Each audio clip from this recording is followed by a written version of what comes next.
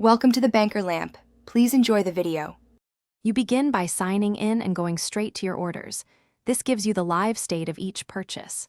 Once there, locate the item using date or seller filters so you know if cancellation is still allowed. If the order says not yet shipped, you can cancel directly. If it says preparing or shows a carrier, the process changes. Make sure to note whether the item is sold by Amazon or a third-party seller, because that affects your next choices. Once you've identified the order, hit Cancel Items and pick the quantity and reason to submit. Amazon processes this immediately for fulfilled orders. If a third-party seller handles it, click Contact Seller and write a clear cancellation request. Include order hash and reason so they respond faster. If the item already shipped, you should instead let it arrive and start a return. This avoids lost refunds. Make sure to check your email for confirmation and refund timeline after each action. You finish by verifying the cancellation message in your orders and your email.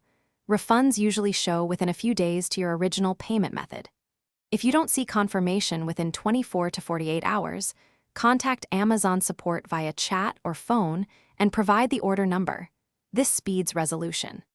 If a third-party seller refuses or ignores you, file an A to Z guarantee claim with evidence. One troubleshooting tip: keep screenshots of order pages and messages to prove your cancellation attempts. Thanks for watching. If this was helpful, leave a like and consider subscribing. See you next time.